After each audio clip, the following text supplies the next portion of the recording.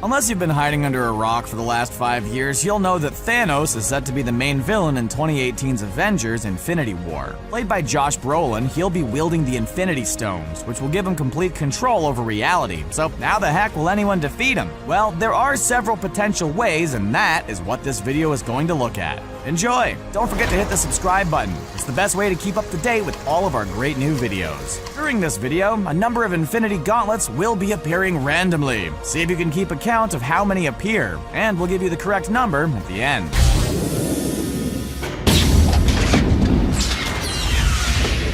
Fine. I'll do it myself. Thanos first appeared in the Marvel Cinematic Universe in the mid-credit scene of 2012's The Avengers, before making his first full appearance in 2014's Guardians of the Galaxy, then reappearing in the mid-credit scene of 2015's Avengers Age of Ultron. Most recently, what appeared to be his ship, Sanctuary 2, appeared in the mid-credit scene of Thor Ragnarok. Audiences haven't yet seen firsthand just how much power the Mad Titan possesses, but Korath described him as the most powerful being in the universe, and he'll have the added power of all 6 Infinity Stones in his possession when he goes up against the Avengers, the Guardians of the Galaxy, and their heroic allies in Avengers Infinity War. So just how will the likes of Iron Man, Star-Lord, Spider-Man, and Doctor Strange bring him down? We've got some theories. This is one fight you won't win. Let's head to the kiln. The first theory is that his defeat will be based on something that happened in comics when Thanos was in possession of the Infinity Gauntlet. In the Infinity Gauntlet story arc, the Mad Titan used the powers of the Infinity Gems to become the living embodiment of the universe itself. In doing so, he left his body unattended and vulnerable, which allowed Nebula to take the gauntlet from him and undo everything he had done with it. Nebula is, of course, Thanos' adoptive daughter, as opposed to his granddaughter like she is in the comics. And she could very well be the character who saves the universe in the Infinity War movie. Another very obvious theory is that the person who ultimately defeats Thanos will be one of the MCU's flagship characters, by virtue of the fact that they're the most popular with fans, and the actors who play them won't settle for anything less than being the main hero of the movie. The candidates include the likes of Iron Man, Captain America, Star-Lord, Thor, and Spider-Man, and in the case of some of those characters, their killing blow on Thanos could come at the expense of their own lives, resulting in them bowing out of the MCU in the most heroic of sacrificial circumstances. Unless, of course, their death is later reversed using the power of the Infinity Stones, which would render their sacrifice rather hollow. Alternatively, Avengers Infinity War and its sequel will obviously see a large conglomerate of heroes coming together to fight Thanos and his forces. Fight with me, brother, or die alone!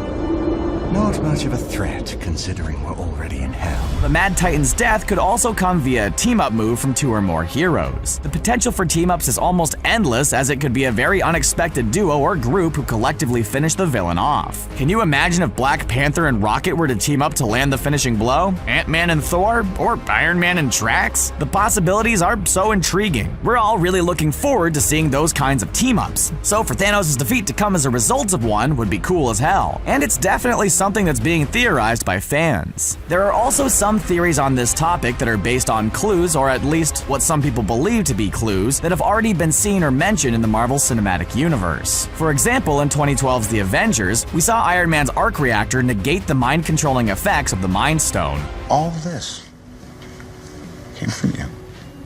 No, all this came from that. Could this be foreshadowing the fact that the arc reactor could end up being the technological key to defeating Thanos when he's wielding all 6 Infinity Stones? Perhaps Tony Stark will learn his arc reactor are just as powerful as the Infinity Stones and create more and more of them to even the odds against the Mad Titan. What about Drax? Cease your yammering and relieve us from this irksome confinement. Yeah, I'll have to agree with the walking thesaurus on that one. Do not ever call me a thesaurus. After helping to defeat Ronan at the end of 2014's Guardians of the Galaxy movie, the character played by former WWE star Dave Bautista explicitly stated that he's now going after Thanos. The Mad Titan brutally murdered Drax's family off-screen before we met either of them, and it would be fitting for him to get revenge, especially given that Drax was specifically created to defeat Thanos in the comic books. Please, Nebula. You have known me since Thanos took us both from our homes as infants.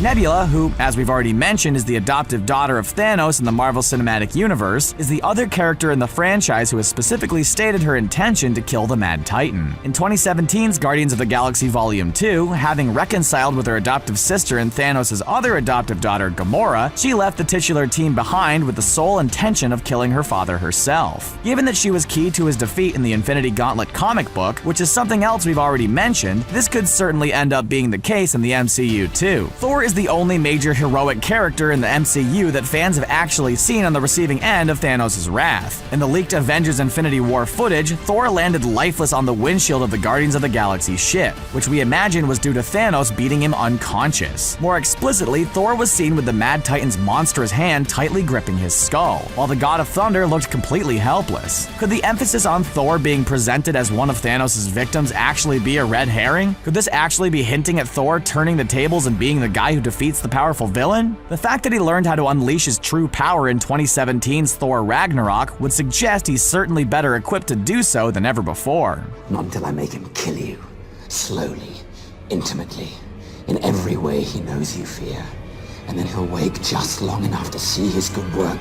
And when he screams, I'll split his skull. Thor's adoptive brother Loki is another character who may be the one to land the finishing blow on Thanos, based on things we've already seen. Loki failed Thanos in 2012's The Avengers, but he has since made steps towards redeeming himself in both 2013's Thor: The Dark World and 2017's Thor: Ragnarok. During the Infinity War event, there's every chance he could use his existing relationship with Thanos to get close to him, before turning on the Mad Titan and saving the day. Even if it does ultimately end up being for the benefit of himself, which would be very much in character for the God of Mischief, Loki would still be saving the universe from the wrath of the Mad Titan. Don't freak out.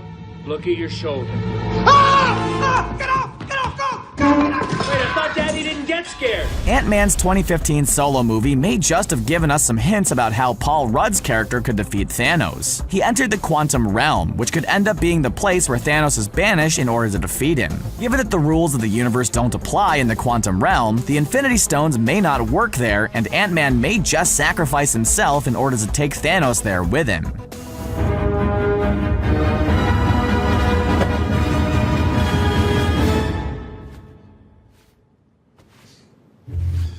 Stop.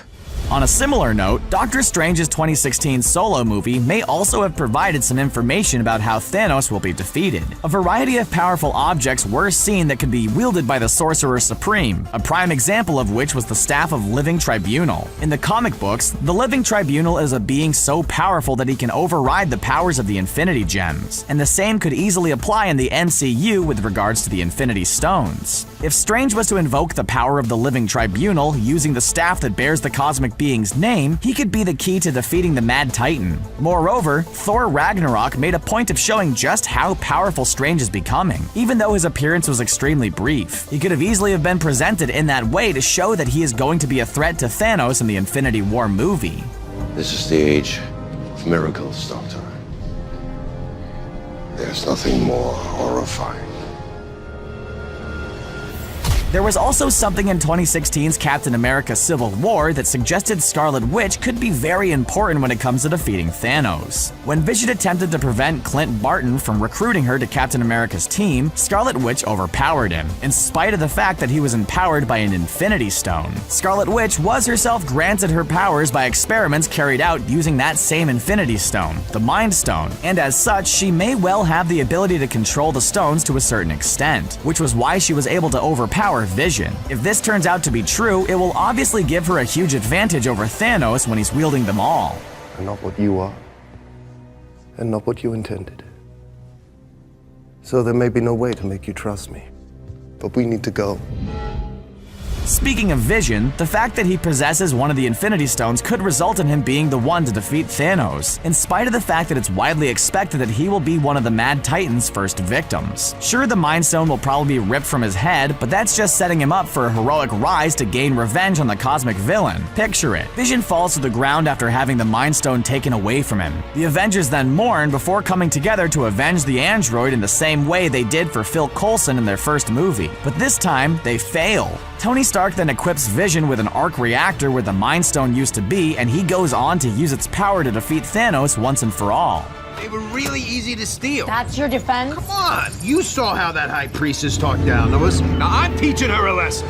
What about Rocket? He may not seem like a likely candidate to land the finishing blow on Thanos, but don't rule him out. Remember in the first Guardians of the Galaxy movie back in 2014? He had a bomb in his bag that he said was capable of blowing up a moon. He then built the bomb that killed Ego, the living planet, in the second Guardians movie in 2017. He's certainly capable of building something that could hurt Thanos. Moreover, in the comics, he made some tech that could have cursed Thanos with eternal life, and it actually scared the Mad Titan enough for him to do exactly what Rocket asked of him, which was to let go of Star-Lord. It made Rocket look badass as hell, and that would be very cool to see on the big screen. I am Mantis.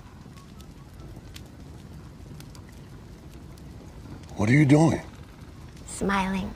Mantis is the only other Guardian of the Galaxy who could believably be capable of defeating Thanos. We would have said the same about Star-Lord had he kept his celestial powers, and Gamora has an outside chance given that she's the Mad Titan's other adoptive daughter. But neither of them have really shown anything on screen to suggest they'll be the ones to beat him. But when Mantis used her powers to put Ego the living planet to sleep, it really made you wonder just what limits those powers could have. Could they be powerful enough to render an Infinity Gauntlet wielding Thanos comatose? It's certainly a possibility.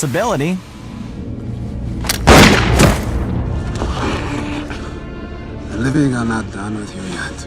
The final character who could defeat Thanos, based on things we've seen so far, is T'Challa. The technology in his home country of Wakanda is clearly incredibly advanced, as depicted in the trailers for 2018's Black Panther solo movie. It could be that it makes technology like the Iron Man armors look like antiques, and Thanos certainly won't be expecting that of Earth. The Mad Titan might find himself unpleasantly surprised by what Wakanda has to offer, and T'Challa would certainly be the one to utilize it, should that be the case. All that said, there's a very good chance that a new character could be introduced to save the day in Avengers Infinity War, by arriving when the heroes look down and out, and smacking Thanos down in an immediate and impressive display of power. Captain Marvel could easily make her first appearance in the movie, in spite of what's been said by the fine people at Marvel Studios. But anyone from Angela, Beta Ray Bill, or Quasar to Nova, Adam Warlock, or Sentry could appear out of nowhere to swing the fight in the good guy's favor. Human technology is child's play for a Titan. And that's the end of our video. Did you enjoy it? How do you think Thanos will be defeated in the MCU? Let us know your thoughts in the comments section below. And don't forget to like, share, and subscribe for more great videos just like this one. And the number of Infinity Gauntlets that appeared during the video was... We hope you had fun guessing.